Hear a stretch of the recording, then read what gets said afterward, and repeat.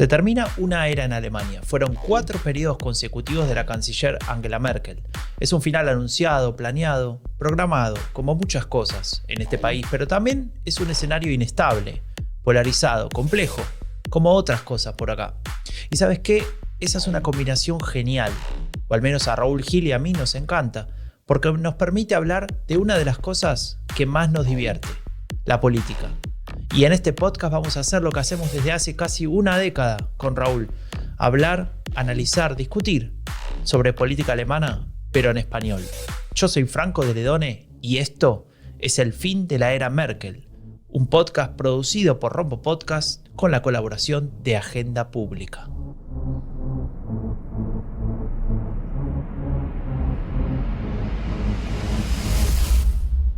Y volvemos después de 2 semanas con el fin de la era Merkel. Nos tomamos un descanso en Pascua y volvemos con todo, ¿no? Raúl, ¿cómo estás? Muy bien, Franco. Me ha sentado bien estos días de descanso de las Osterferien. Me llama la atención la importancia que tienen estas fiestas para los alemanes, ¿no? Es casi una unidad de medida. Todo en esta época pasa o antes de Osten o después de Osten, ¿no? Y bueno, yo siempre estoy curioso por entender un poco, por integrarme, ya sabes, Franco.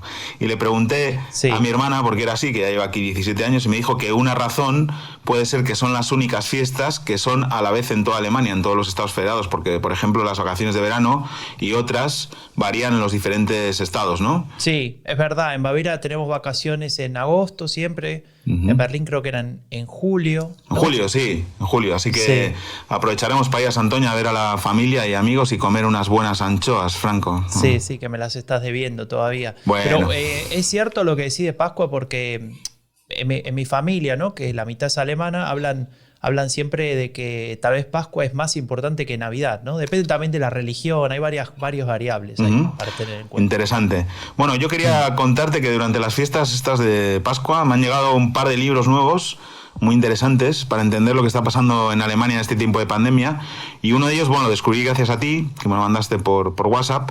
Es del filósofo Richard David Precht y se titula Von der Pflicht eine Betrachtung. Y podríamos traducirlo como sobre el deber, una reflexión, ¿no? Y habla del deber del Estado frente a los ciudadanos, pero también del deber de los ciudadanos frente al Estado y al resto de la sociedad, ¿no? Y plantea algunas ideas muy interesantes que bueno, igual podemos comentar en otro episodio del podcast, ¿no?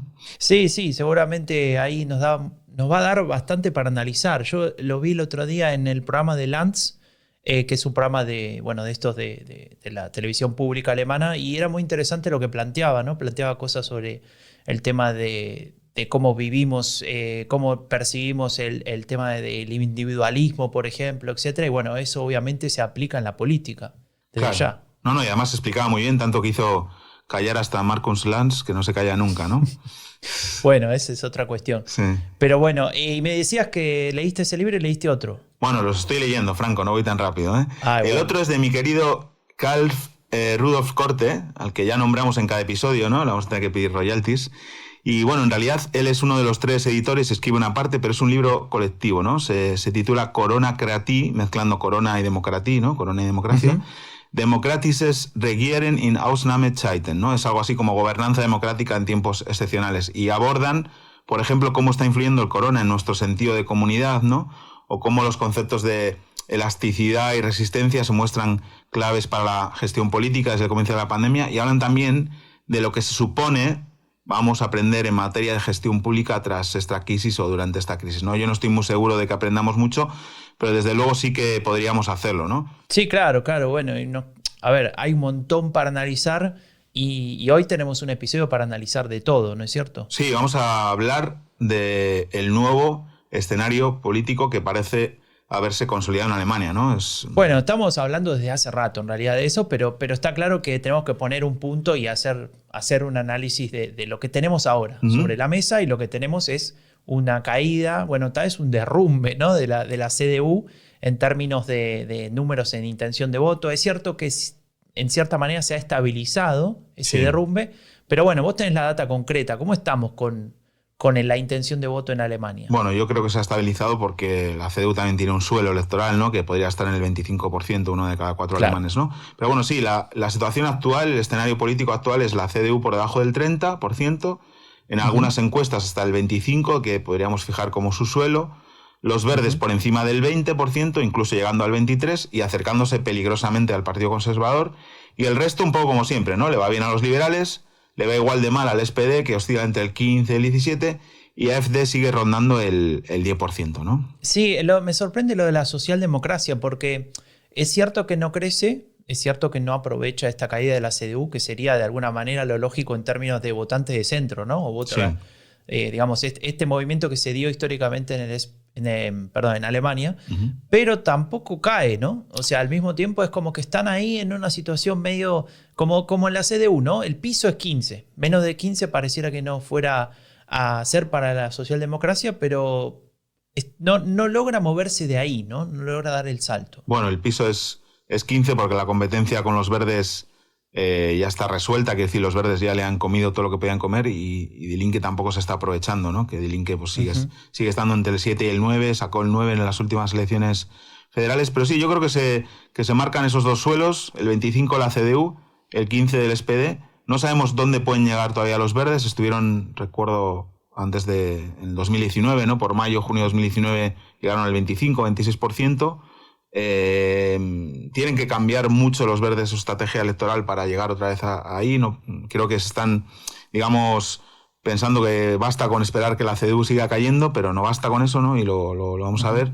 Y bueno, tenemos, digamos, tres cosas importantes que decir como resumen, ¿no? Claro, sí, bueno, ahí tenemos, digamos, tres cosas que veníamos hablando desde hace tiempo, pero que tendríamos que poner, que destacar, ¿no? Que poner énfasis en eso. Primero, pareciera que ese plus que había tenido la CDU a partir de la llegada de la pandemia, como pasó en muchos lugares, ¿no? En términos de apoyar al gobierno de turno, se terminan ese salto de 10 puntos que vimos entre marzo y abril del año pasado, y bueno, esos 10 puntos evidentemente son los que están cayendo ahora, según encuesta está entre 7 y 10 puntos.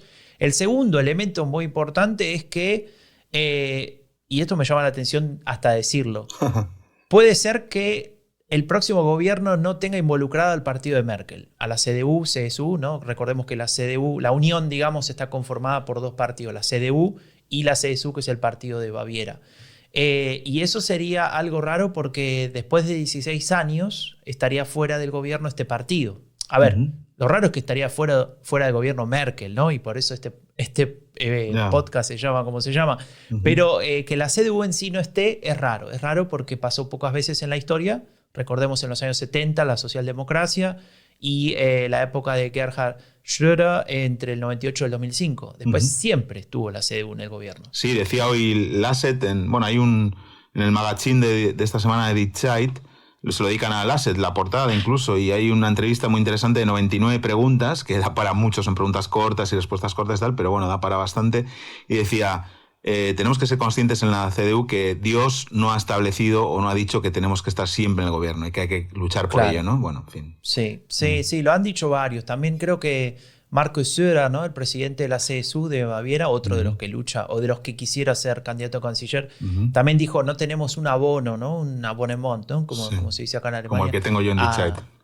Claro, a ser canciller. Bueno, está bien. Cada uno dice lo que quiere y lo que puede en esta cosa rara. Pero déjame decir la tercera. Dijimos que eran tres elementos importantes y me parece que el tercero hay que tenerlo en cuenta, y es que tenemos 5 posibles coaliciones en base a la intención de voto actual. A ver, posible no es lo mismo que probable, pero no está mal que hagamos un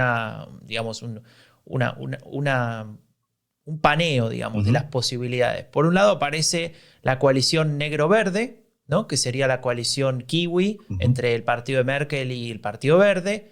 Después aparece la coalición semáforo, ¿no? Que ya venimos hablando de hace bastante tiempo, que tiene que ver con los verdes, los socialdemócratas y los liberales.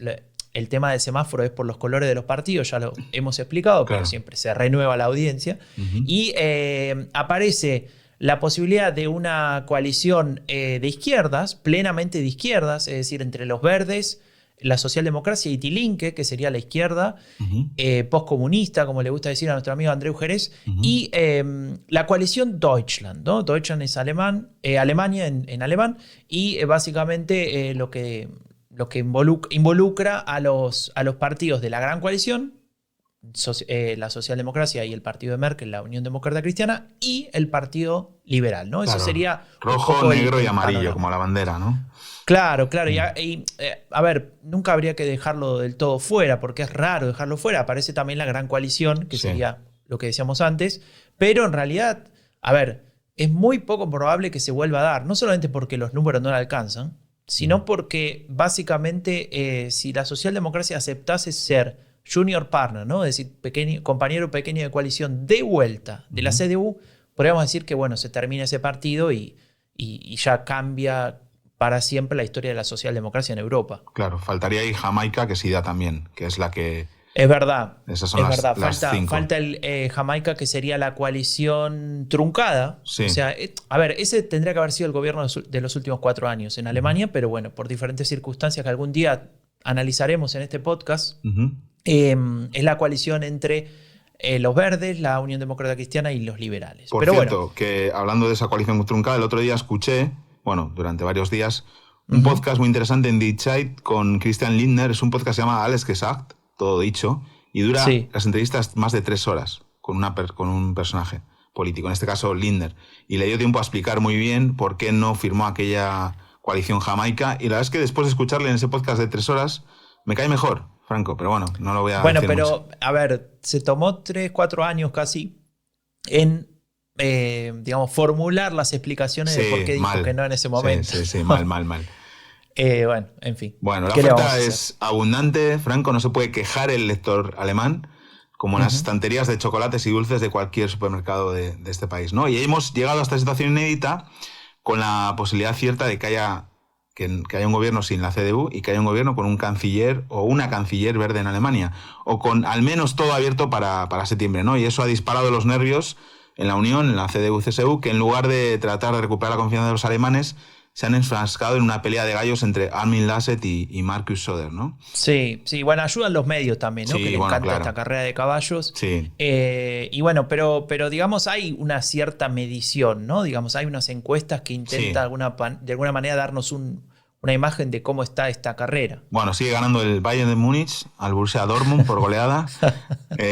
Para el 54% del conjunto de los alemanes, Söder sería un buen candidato, mientras que el Laschet solo sería para el 19%, ¿no? Hay mucha diferencia. Además sigue bajando. Claro. Y dentro de los votantes de la CDU, cuando les preguntan por Söder, el 79% dice que buen candidato, por Laschet solo el 29%, el 59%, casi 60% dice que no lo sería, ¿no? O sea, si el 60% de tus No, pero posibles... para esos números no me dan, ¿eh? No, porque no es así, es 20, no 29. Les preguntan Les preguntan a los dos por separado, ¿sabes? La pregunta es buen candidato o mal candidato?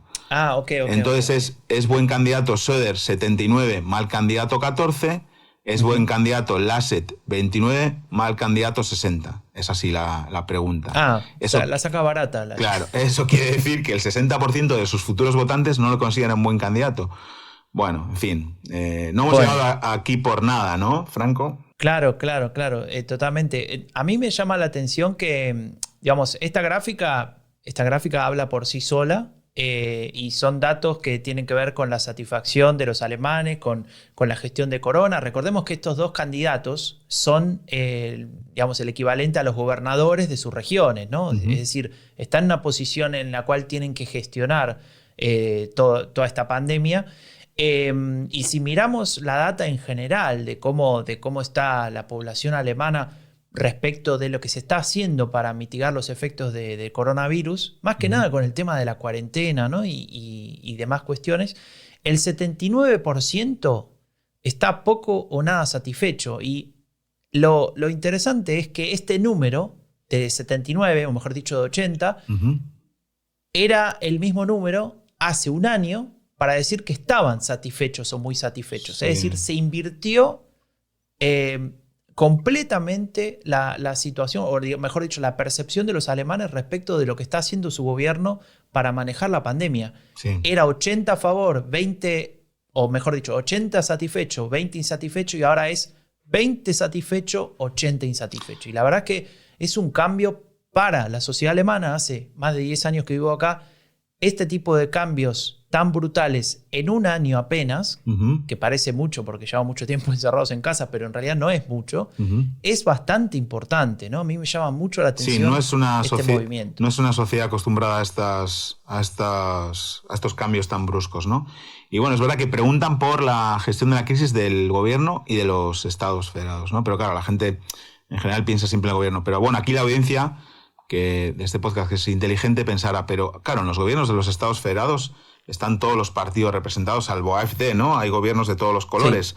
Así que la responsabilidad no es solo de la CDU-CSU, sino que es colectiva, ¿no? Bueno, sí, es colectiva, pero aquí quiero hablar de algo muy importante, ¿no? Hay dos cosas importantes: el grado y la atribución de responsabilidad, ¿no? No es lo mismo el grado de responsabilidad de Angela Merkel o Jens Spahn, el ministro de Sanidad, que el del ministro presidente de Thüringen de Die Linke, ¿no? Bodo Ramelow. Nadie en Alemania va a decir que Die Linke tiene la culpa de que se estén gestionando mal las cosas.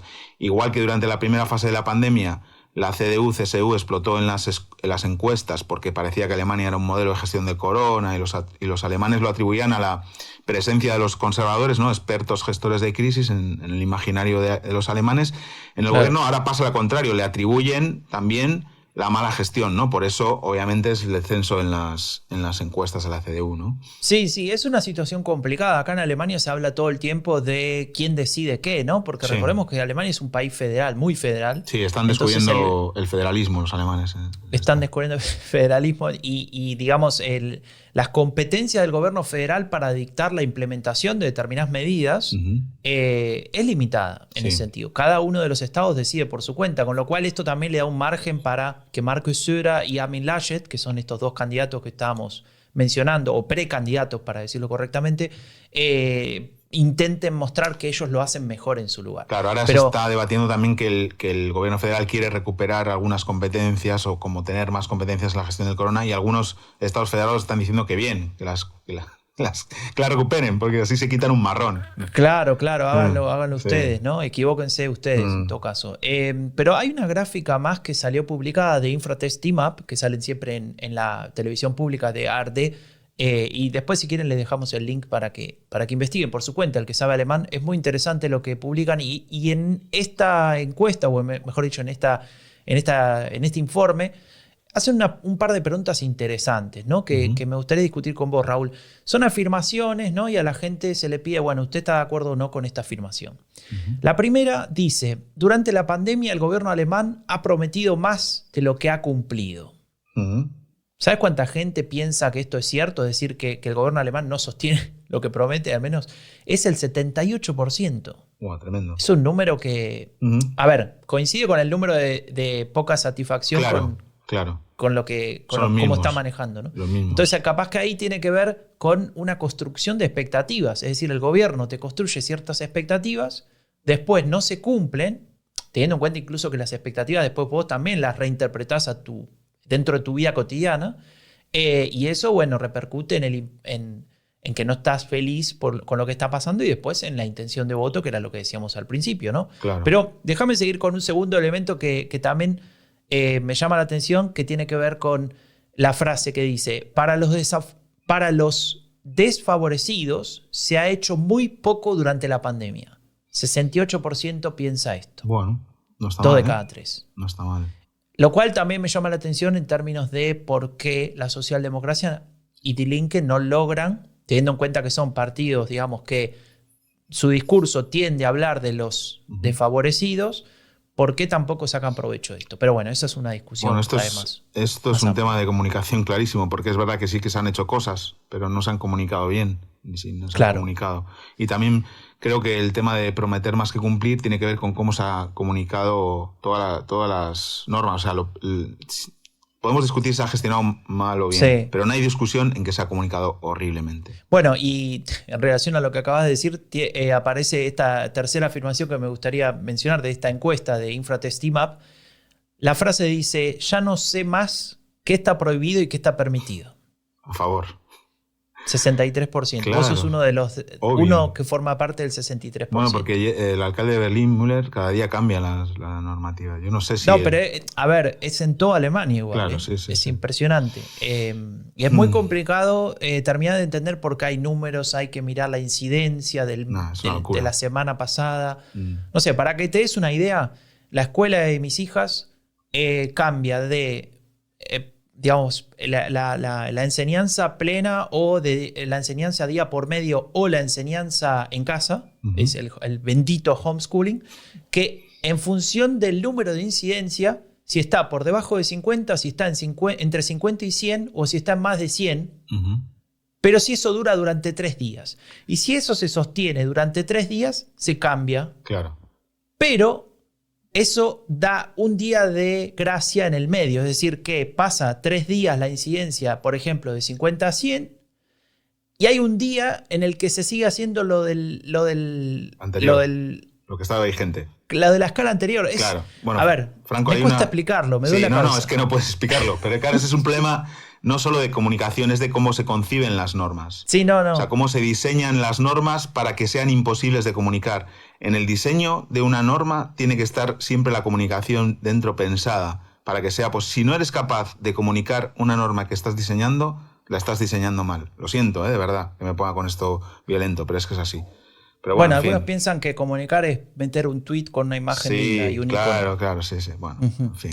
Bueno, pero déjame decirte la última frase de esta encuesta que nos marca un poco cómo está el panorama político, mejor dicho, la opinión pública respecto de la situación política /sanitaria en Alemania. Y tiene que ver con Pascua, ya que hablábamos un poco. Decía, en Pascua lo que haré será relajarme un poco con las normas del corona y me encontraré con mis amigos y familia. ¿Cuánta gente va a hacer esto? Según esta encuesta, el 21%. Es decir, existe la necesidad de la gente de respetar las reglas. Sí. El problema es que si no las entendés, porque no sabés si podés juntarte con cuánta gente, en qué contexto, haciendo qué y por qué tiene que pasar todo esto, la verdad es que el cansancio, la decepción, la incomodidad de la población crece, ¿no? Y a eso hay que sumarle, bueno, lo que pasa alrededor, porque se te enferma un familiar, etcétera. Digamos, ni siquiera estamos tomando en cuenta ese factor, ¿no? Las reglas no se aplican de manera abstracta y neutra sobre algo, digamos, que no incoloro e insípido, ¿no? Se aplica sobre personas. Pero claro, esto me hace pensar que a pesar de todo una mayoría sigue manteniéndose responsable, ¿no? Y es interesantísimo, ¿no? Porque estas preguntas me han llevado de vuelta a los 2 libros de los que te hablaba al principio, ¿no? La verdad es que si no tuviéramos tanto estrés, es un tiempo para observar y analizar con detenimiento, ¿no? Es interesante todo. Sí, bueno, y ya que hablas de analizar y observar con detenimiento, hoy estamos contentos, ¿no? Porque tenemos una colaboración especial que estuvimos organizando junto a los amigos de Agenda Pública y tiene que ver con la aportación de una persona que sabe mucho de política alemana y vamos a hacer algo que hasta ahora no hemos hecho en este podcast porque hasta ahora hemos solamente hablado en español, más allá de nuestras intervenciones dificultosas con el idioma alemán. Sí. Siempre hablamos en español, ¿no? Y hoy decidimos romper un tabú. Romper, así como le gusta decir a los alemanes, romper un tabú e irnos al alemán, ¿no? Muy y bien. vamos a hablar con un experto en política alemana, un profesor de la Universidad de Zúrich, que sabe de elecciones, sabe de partidos políticos, de participación política, etc. Se llama Tarek Abou-Chadi y tuvo la amabilidad de aceptar nuestro cuestionario, que está conformado de 3 o 4 preguntas, para participar en nuestro podcast y la verdad que muy amablemente nos respondió y con un nivel de análisis bastante potente que nos va a enriquecer este episodio. Genial. Así que avancemos, ¿te parece? Sí, le hemos preguntado, ¿no? La primera pregunta, si cree que la situación de la CDU-CSU podría mejorar en una república vacunada, ¿no? Es decir, en una Alemania ya inmunizada por la vacuna, ¿no? Ich glaube, dafür ist es wichtig, sich anzuschauen, wie die Situation aussah, bevor die Pandemie. Bueno, esa es la voz del profesor Abou-Chadi. Y vos, Raúl, nos podés ir comentando qué nos decía. Está diciendo que es importante fijarse también en cómo era la situación en las encuestas antes de la pandemia, ¿no? Que entonces era muy similar a cómo están los números ahora, ¿no? Que la CDU estaba más o menos como está ahora.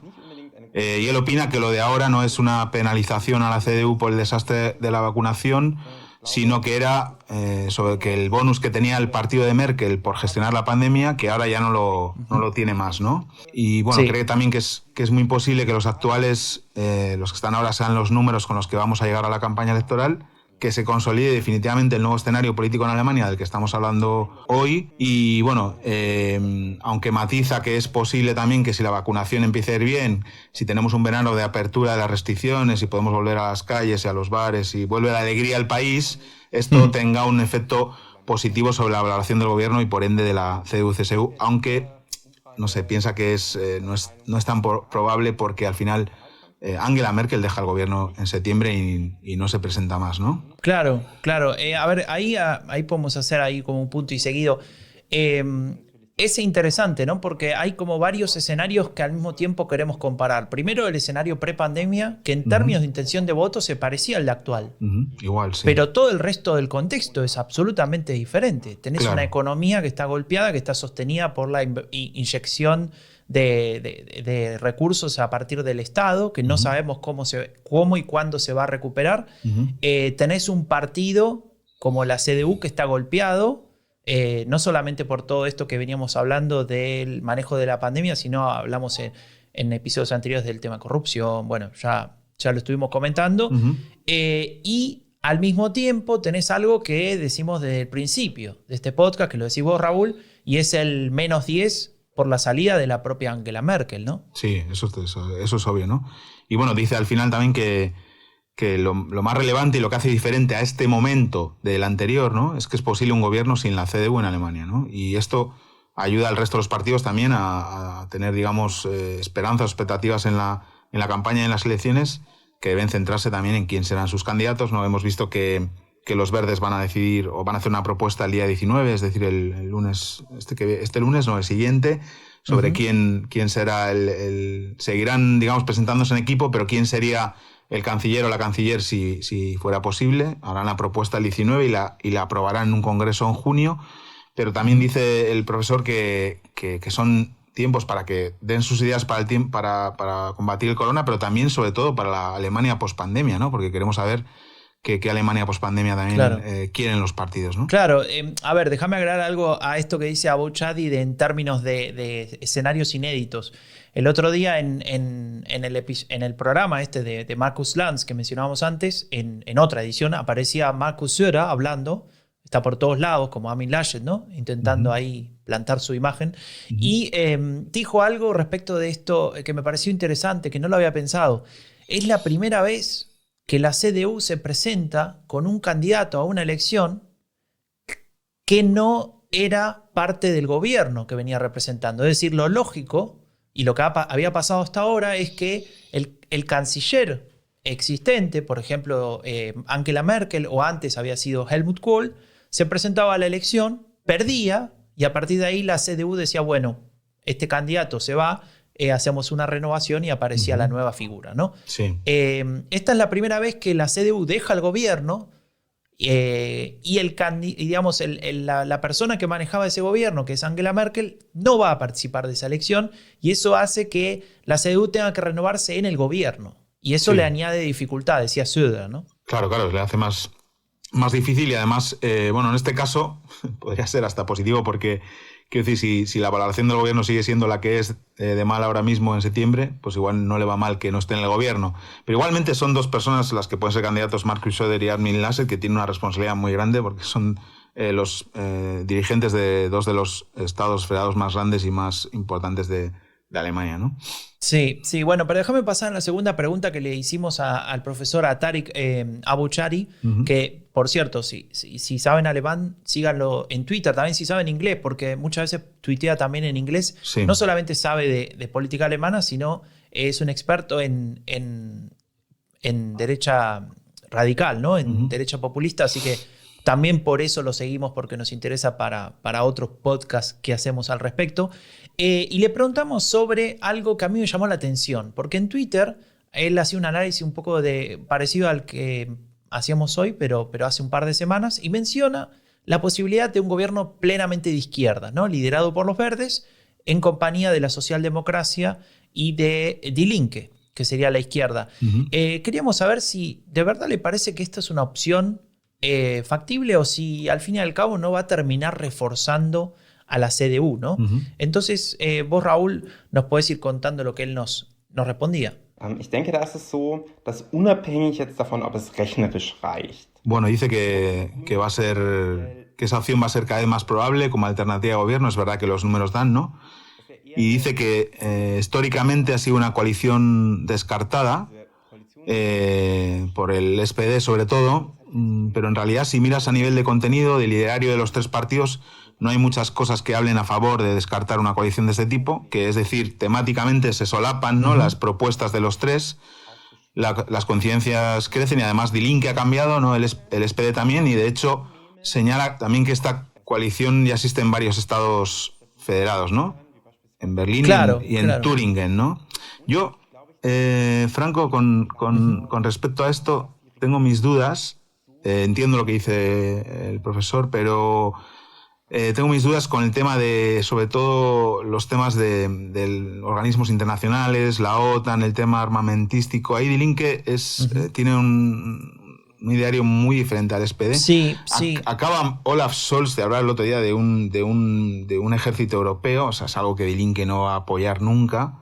Y hay cosas que todavía le separan, y yo, a pesar de que los números vayan a dar o puedan dar, lo veo complicado, la verdad. Veo más que sea una coalición para, digamos, bueno, que pueda usarla la CDU para asustar a los votantes y que acaben votándole a la CDU, que para que de verdad se desarrolle, ¿no?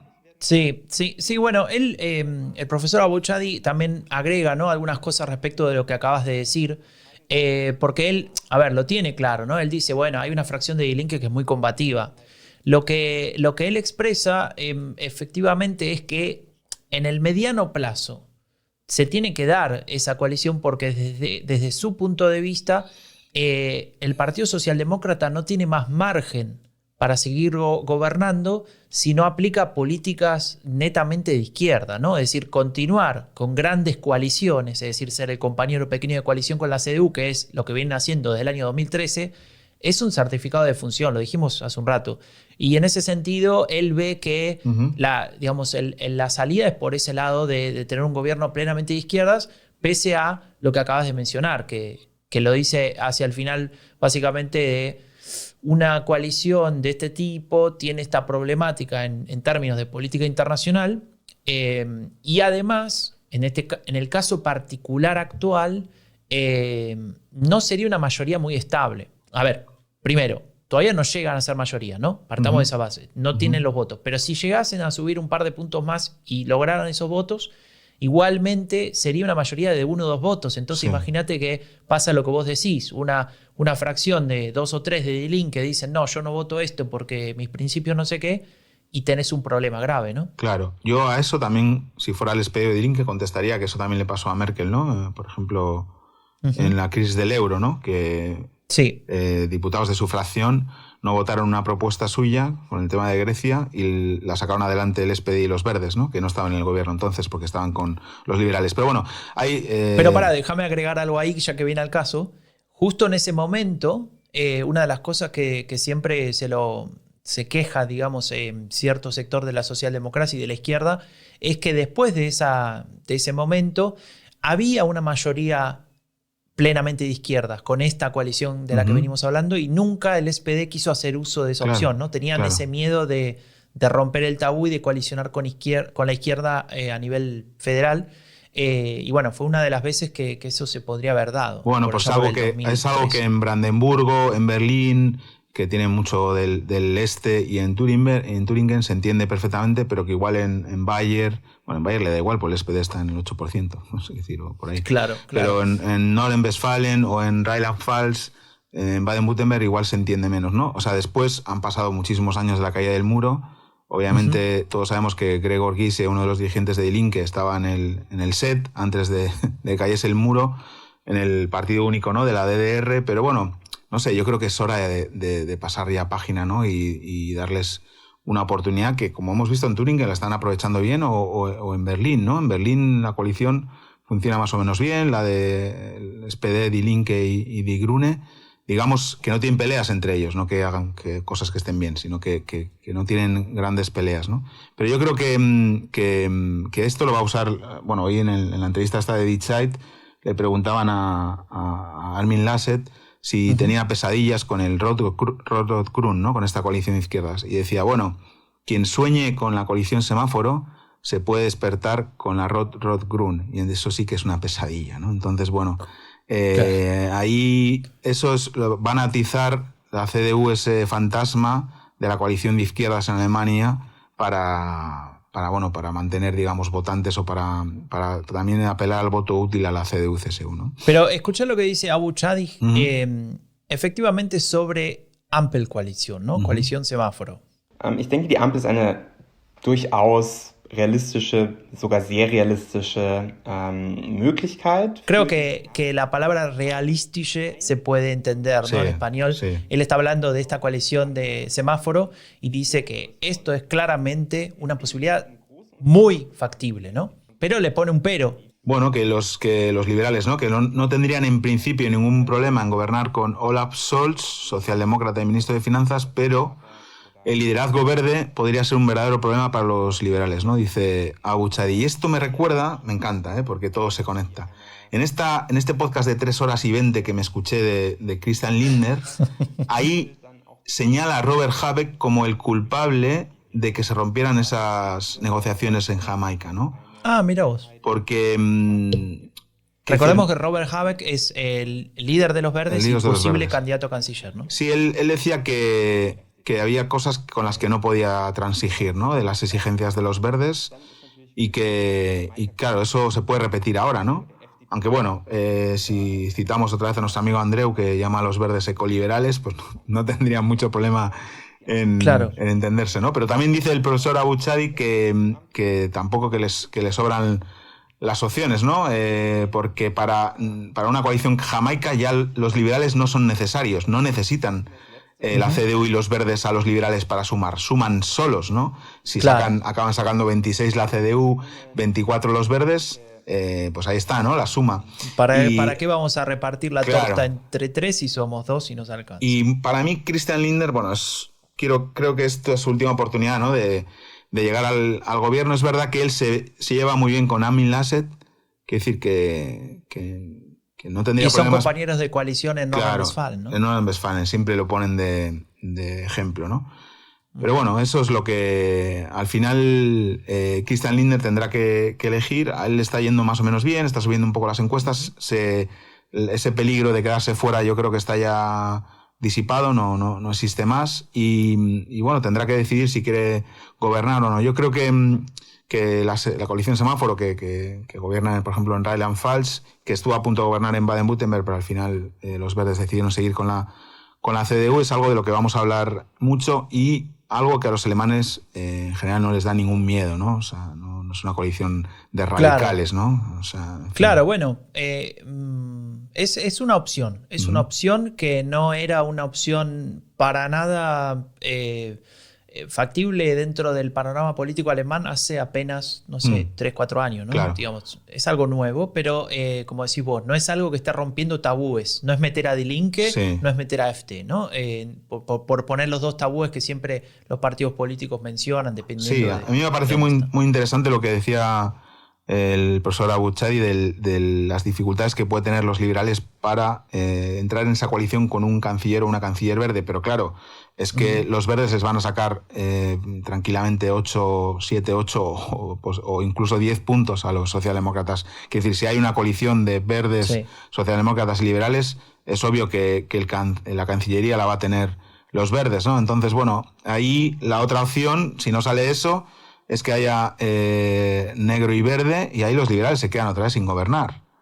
Entonces, bueno, las ansias de gobernar de los liberales y de también enmendar aquel error que yo creo que lo fue de no entrar en la coalición jamaica puede llevar a que esta coalición sea más factible aún bajo el liderazgo de Robert Habeck o Annalena Baerbock, ¿no? Pero bueno. Sí, bueno, pero hasta ahora estamos hablando de la CDU fuera del gobierno, ¿no? Esta rareza, no solamente sin Merkel, sino sin gobierno. Oposición, vuelta al llano.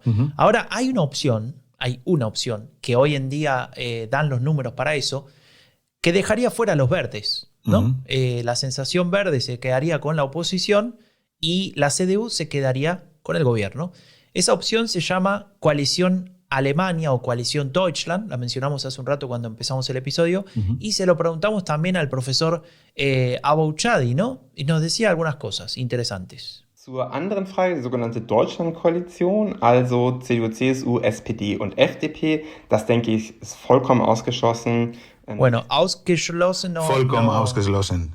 Claro, eso en español no se entiende tanto. No, pero lo descarta completamente que pueda ocurrir, ¿no? Que el SPD no volvería a pactar con la CDU. Yo creo que es algo que no van a... O sea, Franco, esto lo hemos dicho ya antes. Es por eso nunca es 100%, porque esto ya lo hemos dicho, que el SPD no volvería a pactar con la CDU y lo hicieron, ¿no? Es verdad que en una situación de emergencia la última vez, ¿no? Pero sí, él lo descarta, yo también lo descarto y creo que teniendo en cuenta que la coalición de izquierda sería un cambio demasiado grande en Alemania, es decir, sale la CDU del gobierno, hay un canciller o una canciller verde y hay una coalición de izquierda, son tres cosas, son tres cambios muy grandes, ¿no? Yo creo que esa también la podríamos, digamos, descartar. Nos quedan dos opciones, ¿no? CDU, los verdes o coalición semáforo. Para mí esas son las dos coaliciones más posibles o más probables después de las elecciones, ¿no? Sí. Ya para la población alemana son muchos cambios, ¿no? Todos juntos. Sí, entonces, demasiado. Claro. Demasiado. De a poco, vamos de a poco. Bueno, Raúl, creo que hicimos un paneo bastante importante de lo que está pasando en Alemania con la cuarentena, con el manejo de la crisis y además con los posibles gobiernos. Creo que podemos llegar a un punto final para este episodio, ¿no? Sí, me encantó también contar con la colaboración de Tariq Abou-Chadi. Y bueno, seguiremos discutiendo con él también por Twitter y esperamos contar con él en alguna otra ocasión o con otros expertos y expertas también de habla alemana, porque ahora que hemos aprendido a doblar en directo, podemos seguir haciéndolo, Franco. Tal cual. Bueno, Raúl, nos despedimos, nos vemos en una semana. Muchas gracias a todos y a todas los que nos están escuchando por los mensajes que nos envían, por el feedback, por comentarnos en redes sociales. Suscríbanse a Spotify, Apple Podcasts, a cualquier plataforma porque estamos en todas. Y muchas gracias por seguirnos. Esto es El fin de la era Merkel, un podcast producido por Rombo Podcast con la colaboración de Agenda Pública. Si querés saber más sobre política alemana en español, visita eleccionesenalemania.com o seguinos en Twitter.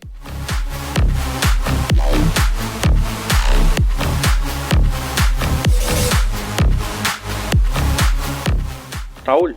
Sí, Franco.